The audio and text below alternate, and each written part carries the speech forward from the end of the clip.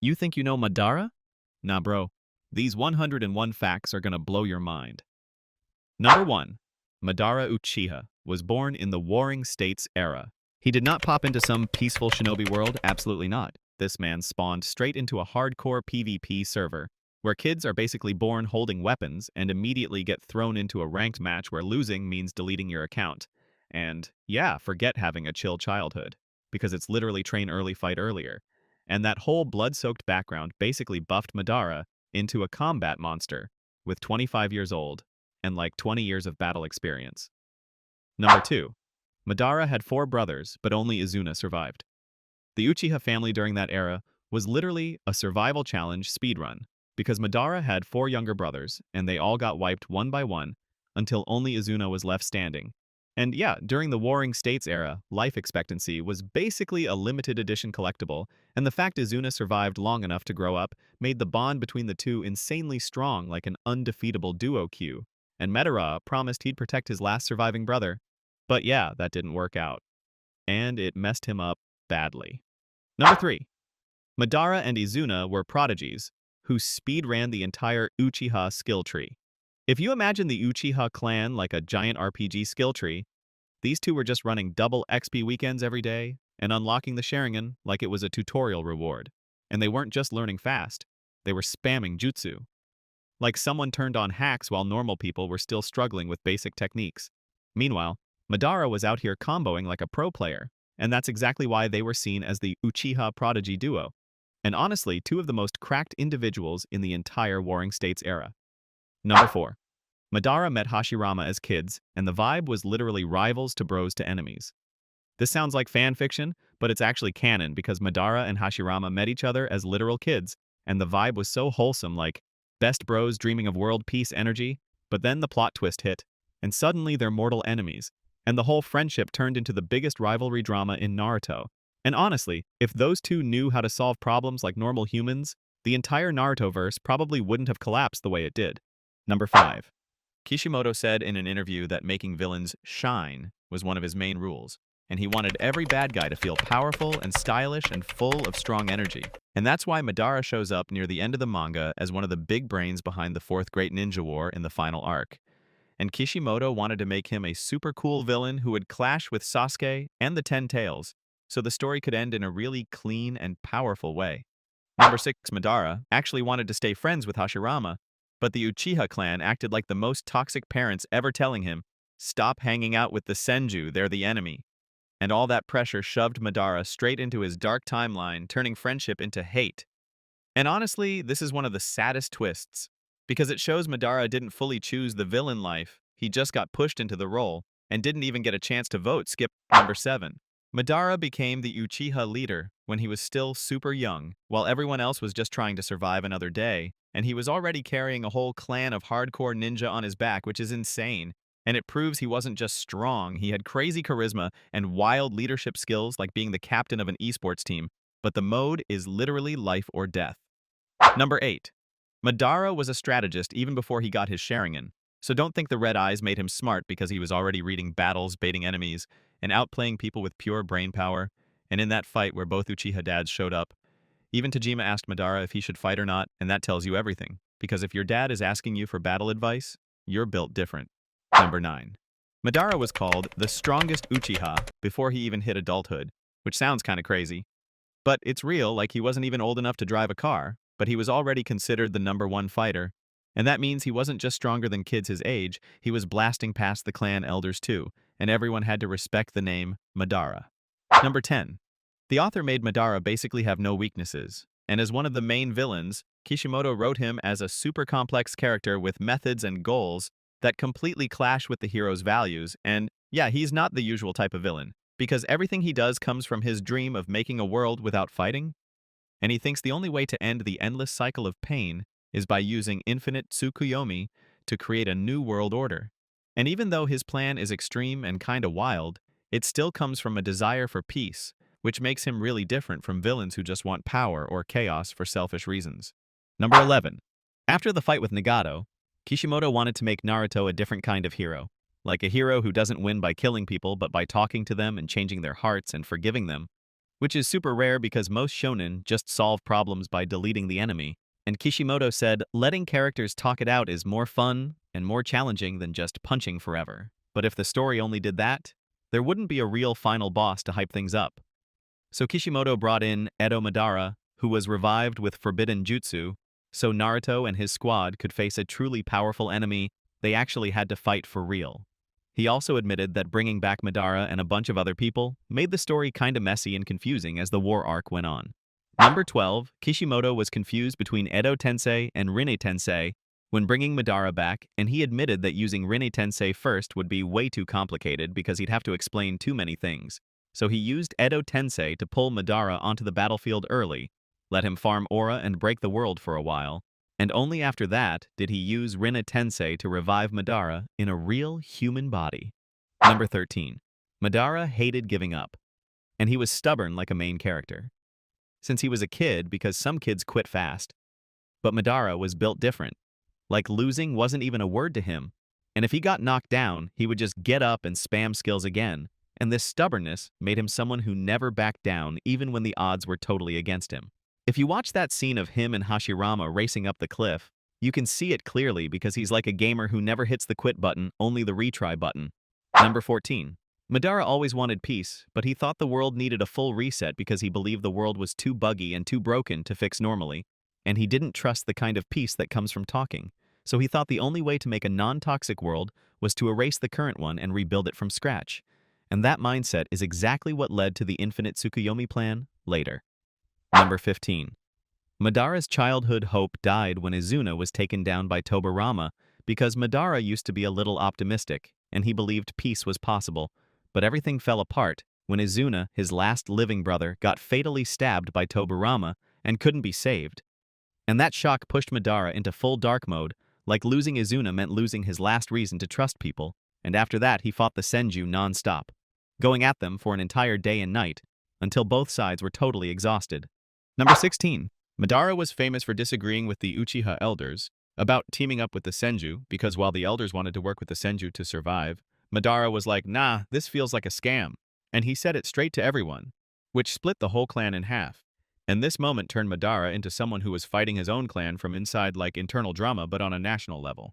Number 17. Madara's distrust of the Senju came from generations of bloodshed because the Uchiha had been killed by the Senju for so long that the hate was basically inherited. And with that kind of background, it makes sense. He didn't trust them at all. Like if someone camps your spawn in every game you play, why would you ever believe they're suddenly going to play fair with you? Number 18. Madara appears super late in Naruto and only shows up clearly in the Fourth Great Ninja War because Kishimoto purposely hid everything about him to pull off a big twist and shock everyone. And before that, Madara was just talked about like some legend or scary monster from the past, and even though he barely appeared, he still kept ranking in the top villains on every list. Number 19. Madara believed freedom leads to endless conflict, which gives him the vibe of a villain doing a TED Talk. Because while everyone else loves freedom and calls it the best thing ever, Madara was like, freedom equals chaos. And he thought the more freedom people have, the more they fight and the more toxic they become. And looking at the clan wars, he felt like he wasn't wrong, so he dropped this dark but logical presentation. Number 20. Madara saw Infinite Tsukuyomi as mercy, not control. This part goes crazy because fans always think Infinite Tsukuyomi is some enslaving nightmare, but Madara actually saw it as mercy. In his mind, letting everyone live in a forever happy dream is way kinder than letting them suffer non-stop in the real world. It's basically a nice version of the Matrix. That's why he pushed this plan so hard. Number 21. Madara's idea fully shaped Obito's whole path. Low-key, Obito just copy-pasted Madara's worldview. After losing Rin and getting destroyed emotionally, Obito heard Madara talk about how this world needs a reset, and the dude got brainwashed instantly. From a sweet kid, he turned into full dark mode villain and followed Madara's blueprint exactly. Bro is literally Madara's DLC, continuing the Infinite Tsukuyomi plan like an update years later. Number 22. Wild fact. Madara almost didn't become the big bad. At first, Kishimoto thought about making Zabuza's twin brothers the final villains, according to Date, who talked with him before. But Kishimoto switched plans and picked Madara instead so he could explore the Uchiha history and tragedy deeper. That choice tied a ton of storylines together and turned Madara into a massive icon of power and ambition. Number 23. Madara straight up said Hashirama was too soft, always believing peace can be solved with talking. Madara didn't agree with that at all, but he still respected Hashirama more than anyone. It's like in a game. You see someone using a goofy build, but they're still top rank, so you gotta respect the grind. Hashirama was his friend, his rival, and the only person he truly respected. Number 24.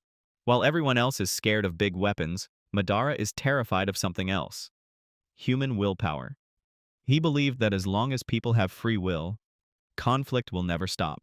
That's why he wanted to reset the whole world and erase free will completely. Number 25. Madara thought the ninja villages were just fake unity. He looked at the whole ninja village system and dropped a savage take. This is just a fake alliance. He knew all the villages only teamed up for short-term gains, but deep down, everybody still had trust issues. Number 26. Madara literally saw all the drama coming in Naruto. Like, every ninja war, betrayal, cycle of hate. He predicted that stuff. Straight up dark mode prophet vibes. And bro, the plot literally happens exactly like he forecasted. Number 27. He also saw potential in the next gen, like Naruto and Sasuke. But he wasn't buying that they'd break the cycle of hatred. He's like, yeah, you guys are strong, but lol, same drama incoming. That's why he went all in on Infinite Tsukuyomi. He just didn't trust the kids to fix the world. Number 28. Bro, Madara almost became the first Hokage of Konoha. Hashirama, his childhood bestie and co-founder of the village, even nominated him to patch up the Uchiha Senju feud. But Tobirama, Hashirama's little bro, was like, nah, too dangerous, too ambitious, and pushed for a vote. Madara lost. Big L. Number 29. At first, everyone thought Madara was just a dead legend, like, yeah, he's gone, cool story. Kishimoto even planned to have Obito pretend to be him forever. But nah. Later, he brought the real Madara back with Edo Tensei, making him the ultimate villain tied deep into Uchiha history, hitting the story at full climax. Number 30. And honestly, Madara's whole personal philosophy is the backbone of the Fourth Shinobi War. Like, if that arc was an anime season, his ideology is the script from reviving the Ten Tails to Infinite Tsukuyomi. It's all him imposing his worldview. War arc ain't just fight scenes, bro. It's Madara's philosophy show on a global stage. His methods? Wrong as heck. But his ideal? Bro, he's got vision. That's why he's such a deep, intense villain. Number 31. Madara's blood type is O, Hashirama's is B, which normally makes DNA transplant a total no-go. But Madara? Dude still shoved Hashirama's cells into himself to grab Six Paths power. Wild part? Obito's also type O, also took Hashirama's cells to get Sharingan and Rinnegan, and nope, no rejection at all. Science go brr. Number 32. Madara's Gunbai Uchiwa ain't just some random weapon. It's straight up sacred Uchiha relic, made from the holy Ryuju tree, only for special ceremonial stuff passed down generations as a symbol of power and tradition. Only the clan head gets to swing it. Madara, though, turned it into a lethal combat tool, reflecting hits and controlling wind chakra, like a boss. Number 33. Madara and Izuna were the first Uchiha to awaken Mangekyo. During the wars, they saw tons of deaths, losing family and villagers, and that trauma unlocked crazy new powers. They became the ultimate legendary duo, insanely synced and strong. Like, two bros unlocking rare skins in a game and flexing on the whole clan. Everyone had to respect them as the top duo of the era. Number 34. Madara got Izuna's eyes because Izuna gave them willingly, unlocking eternal Mangekyo emotional, but epic. No stealing, all respect. This upgrade? Massive. He went from a normal Mangekyo user to full premium, no blindness, risk total insane power-up. Number 35. Madara is literally the first Uchiha in history to awaken EMS. Normally, Mangekyo users go blind over time, but Madara hacked the system, unlocking cheat mode. This made him a living legend, the only ninja who could go toe-to-toe with Hashirama. And yeah, you know Hashirama's stamina is ridiculous. Mangekyo alone usually can't beat his chakra and wood defenses. Number 36. Even though Madara used Senjutsu after absorbing Hashirama's natural chakra, especially grabbing the Ten Tails power and Six Paths energy, he's not listed as a Sage Mode user. Why? 'Cause bro, his power was way above normal Sage Mode. This Sage Mode was basically extra alien level juice he got. so calling it regular Sage Mode just didn't make sense. Number 37. Madara didn't awaken Rinnegan until almost dying. Big plot twist. Sounds like major lag, but that made Rinnegan his ultimate weapon. Upgrading from Sharingan to God-level eyes, bro. Now he's in that rare Six Paths Eye Club. Number 38. He got Rinnegan by mixing Hashirama's DNA into his body. First ever Senju Uchiha hybrid epic move. This combo unlocked Rinnegan, which normally you just can't get. Basically, he modded himself into OP mode. Total, Senju Uchiha fusion hack. Number 39. Madara is literally the only human to awaken Rinnegan naturally. He recreated Six Paths Chakra by mixing Indra and Asura's chakra inside him. Sasuke? His Rinnegan got blessed by Six Paths, not natural. Madara's the real OG. Number 40. Madara implanted his Rinnegan into Nagato when Nagato was just a kid. Strategy 100. He needed someone to carry his power and ideas after he dies. Too old to fight forever, so he made Nagato his proxy. Like giving a VIP account to a kid to grind for you, then reclaim later. That's why Nagato was insane strong from day one. Number 41. The name Madara comes from Mount Madarao, one of Japan's sacred 5 mountains in Shinshu. It's near Mount Izuna, which matches the name of Madara's bro, Izuna. Kishimoto was probably low-key hinting at the family bond and history between the two Uchiha brothers, plus adding some cultural depth to the name. Number 42. When Madara pops Rinnegan, he can literally summon the demonic statue of the Outer Path. Huge monster boss vibes. Not just a normal summon, this thing is a strategic weapon. Basically the foundation to revive the Ten Tails opponents see it and be like, okay GG, disband squad. Number 43. Madara uses all the Six Paths techniques flawlessly. Like he's spamming skills. From summoning to absorbing chakra, he's smooth as heck. Basically unlocked Pain's full skill set at max level. This is why he's God tier shinobi, literally has the full Six Paths toolkit. Number 44. Madara has the most types of dojutsu in Naruto.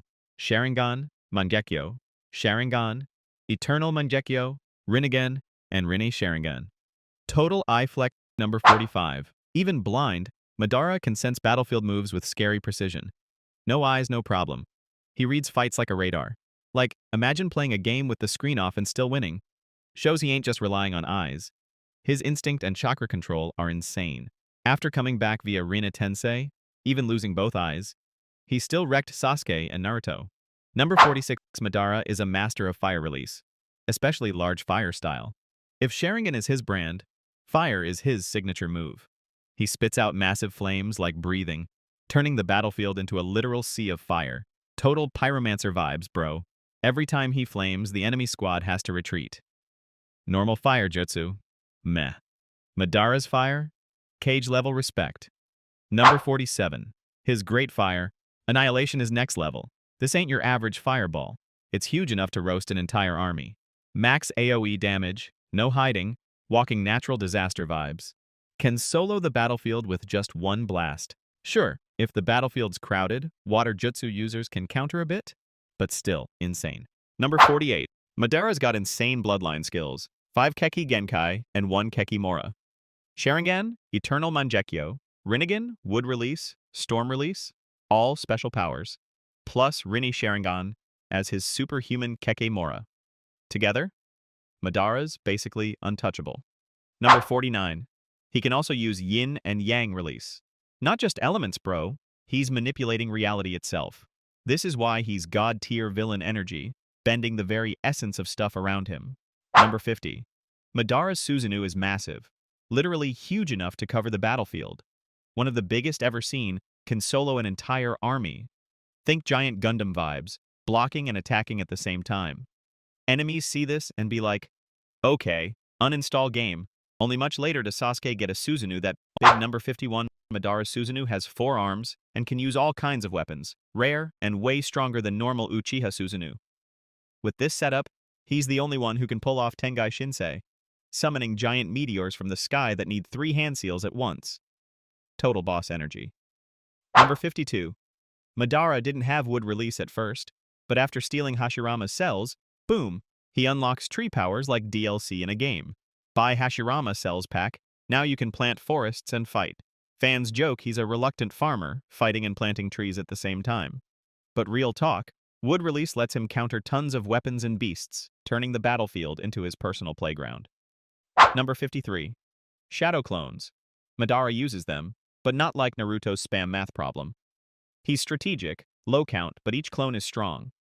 Remember when he made 25 Susanoo clones to fight the Shinobi Alliance? That's pure boss raid vibes. One dude versus the whole server. Naruto clones to learn, Madara clones to destroy. Totally different energy.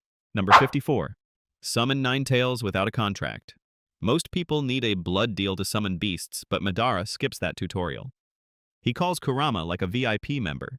No paperwork, no negotiation. Sharingan too strong, Fox obeys him straight up. Number 55. Madara played Obito like a pro using Rin's tragic death. Set it up so Kakashi kills Rin in front of Obito, pushing him into total despair. Then Madara implants the idea to save the world with infinite Tsukuyomi. That ideal? Totally ruins Obito's life, turns him into a dark tool. Number 56. According to Kishimoto, brotherly love drives Naruto characters, especially Madara and Itachi. Hashirama even said Madara loved Izuna deeper than Itachi loved Sasuke. That love made him willing to sacrifice everything to protect his brother. Number 57. Madara cut off his friendship with Hashirama to mentally prep for killing his best bro in the future. Super twisted and painful move, but it was enough to trigger his first Sharingan. Rare peek into how Sharingan actually wakes up. Number 58, Edo Tensei. Madara comes back in prime time. When revived, he's not old and wrinkly. He's young, jacked, endless chakra, even rocking Rinnegan, which he only had at the end of his life. Fans call this Madara 2.0 Unlimited Stamina Edition. No wonder the Shinobi Alliance was sweating bullets. Number 59, Preta Path. Absorb Ninjutsu. With Rinnegan, Madara can suck chakra and ninjutsu right up. Big attacks? He munches them like snacks. Makes ninja attacks nearly useless.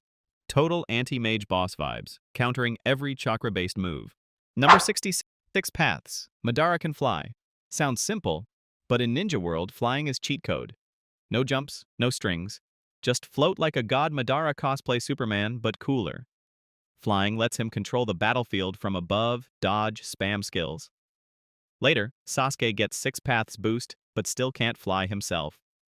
Number 61 Madara rivaled Hashirama as top ninja of their era. Lots of strong ninja back then, but only 2 names top the server. Hashirama and Madara. Basically Goku versus Vegeta Ninja Edition. Madara never backs down, always proving he's Hashirama's equal. Before getting 6 paths powers, he never actually beat Hashirama. Number 62 fought Hashirama countless times. Ultimate rivalry. Not once, not twice. They literally PvP'd all youth long. From throwing rocks as kids to clan leader battles, every meetup equals automatic fight rivals who never get boring. Fans joke, Madara and Hashirama had more fight schedules than high school classes. All those battles pushed them to max level, creating the most legendary ninja rivalry ever. Number 63. The Valley of the End fight is straight up iconic. Madara rolls out Kurama in Susanoo armor. Hashirama spam, Mokuton, big time. Whole valley gets wrecked, ends up as a legendary landmark. If it was live-streamed, total global record. Later, Naruto and Sasuke fight there too, like paying respect to the OG battle. Number 64. Madara survived Hashirama's final hit using Izanagi. Everyone thought he was dead, but he pulled a reality rewrite hack genjutsu. Basically, dead but not dead. Fans call it Madara hit save then load. Sharingan ain't just flashy, it's full-on cheat mode, letting him dodge death last second. Number 65. He faked his death, pulling the ultimate plot armor speedrun. After Izanagi, Madara pretends gone, but secretly plans long-term. From loser to mastermind behind the series. Fans meme it. Madara dead, but AFK just waiting. Biggest Naruto plot twist ever. Dude straight up fooled everyone. Even Hashirama, number 66. Madara held his own against the 5 cage at the same time, standing in the middle, facing the 5 strongest village leaders, chill like a walk in the park. Not just surviving, dominating. Boss raid vibes. 5 max level players still can't beat him. Number 67. He humiliated the allied shinobi forces like handing out flyers. Single Madara wipes out thousands of ninja-like wind-blowing leaves. Fans call it Madara Solo Server. One guy versus the whole world, Shinobi Alliance got schooled like first graders meeting a gym teacher. Number 68, Edo Madara soloed a battlefield using just taijutsu as warm-up.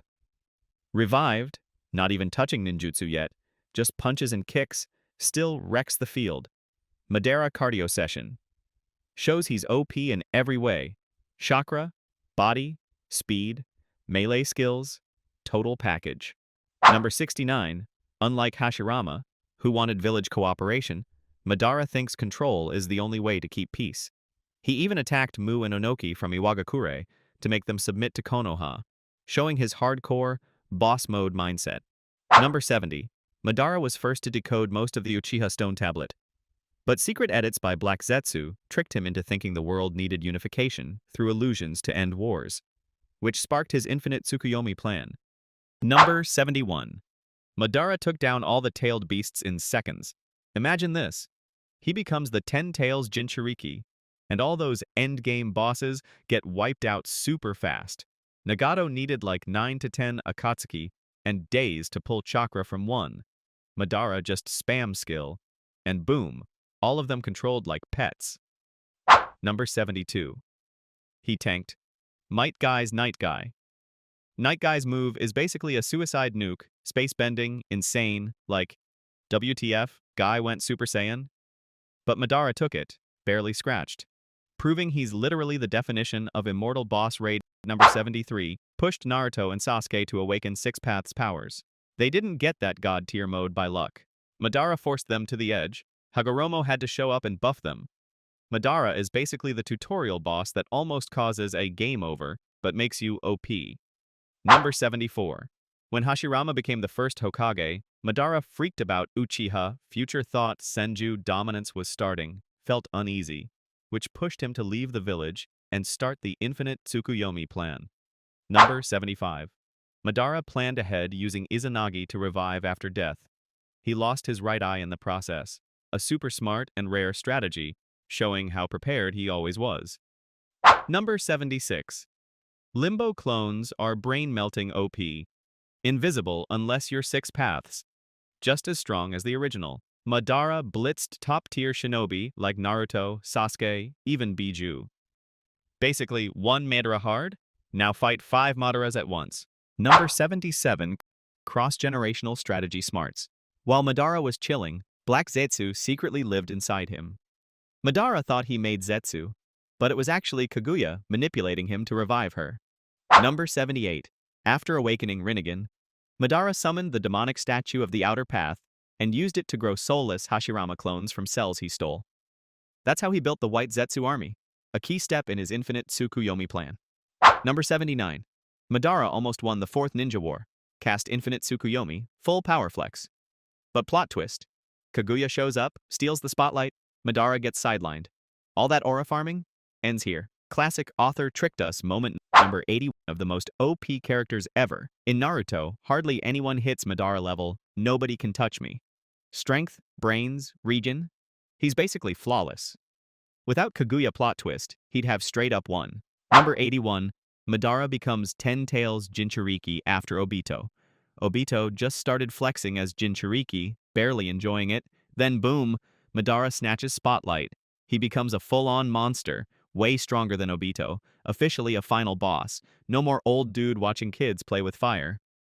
Number 82. To stay alive and wait for the perfect moment, Madara links his body to the demonic statue of the Outer Path. This thing keeps him alive and gives insane energy for long-term survival. Number 83. Chakra reserves nearly infinite. Already a chakra beast, now as 10 Tails Jinchuriki, he's basically a walking energy tank, can spam universe-level skills non-stop. If chakra equals money, Madara equals Jeff Bezos of the ninja world, no cap. Number 84. Six Paths. Madara gets truth-seeking orbs. Those floating black balls? Not decoration. Anti-ninjutsu, ultimate weapons. Touch equals vanish instantly. Nobody dares close combat unless Naruto and Sasuke have Six Paths buffs. Number 85. Madara's speed basically hits teleport level. Before Six Paths, he was fast. Now he's blink and he's behind you. Opponents see him here. A sec later, he's comboing from behind. Fighting him is like facing a boss that keeps teleporting, impossible to track. Number 86. Madara can solo 6 paths Naruto and Sasuke at the same time. Even with both buffed by Hagoromo, he holds his ground, sometimes even dominating. One dude versus 2 main characters? Final boss energy? No cap. His combat experience beats the 2 combined. Number 87. When Obito got badly hurt in the Third Ninja World War, Madara healed him using Hashirama's cells, not just saving him, but turning him into a tool for infinite Tsukuyomi. The cells give Obito insane regen and strength, basically no need to eat or rest. Number 88. Being around Hashirama, Madara didn't get hit hard by the curse of hatred, the Uchiha gene that makes them extreme haters. This helped him stay somewhat sane and even humane in his early years. Number 89. Madara made the Uchiha clan legendary. The clan's cool factor is half his doing. From Sharingan to Susanoo, everything screams Madara. Later generations hear Uchiha and immediately think Madara, basically the poster boy of the clan. Without him, Uchiha would just be strong, not legendary. Number 90. Madara planted the seed for Uchiha distrust of Konoha. That trust issues vibe didn't start randomly. Madara set it up. Fighting Hashirama and clan drama left future Uchiha feeling out of place in their own village, multi-gen family drama. Ninja Edition. Number 91. The statues at the Valley of the End aren't just for selfies, bro. They're there to honor the epic fight between Madara and Hashirama. The battle was so insane, people had to build giant statues to remember it. Every time Naruto and Sasuke fight there, it's like history repeating, full-on legendary vibes. Number 92. Madara was already a legend before the ninja villages even existed. Before Konoha, everyone feared him. His Sharingan made the Uchiha clan OP, and Madara himself was basically the final boss of the pre-village world. That's why he always felt he could set the ninja world's order. Number 93. Just saying Madara makes shinobi sweat. Obito used Madara's name to flex hard, like borrowing a luxury brand to boost street cred. It worked perfectly. No one messed with him, because Madara equals ultimate hype. Obito basically used Madara as brand marketing for the Eye of the Moon plan. Number 94. Madara's Rinnegan shaped Nagato's whole life. Nagato thought he was special, but he was really just a pawn. The Rinnegan he got came from Madara, turning him into Pain, Akatsuki's leader. Every bit of Nagato's tragedy and wars trace back to Madara. Number 95. Madara's war philosophy influenced both Obito and Sasuke. He wasn't just a fighter, he had ideas too. His peace through power and illusion vibe inspired Obito to take over his will, and later Sasuke got affected, wanting to change the world in extreme ways. Basically, Madara was the ultimate ninja influencer, shaping the next-gen villains. Number 96. Madara's love for Izuna kept him chill. As long as his little bro was around, Madara stayed caring and would compromise for the greater good. His deep bond with Izuna drove most of his choices and ideals all through his life. Number 97. Madara believed the ends justify the means. Even when he went full ruthless and controlling, he truly thought his plan would make the world better.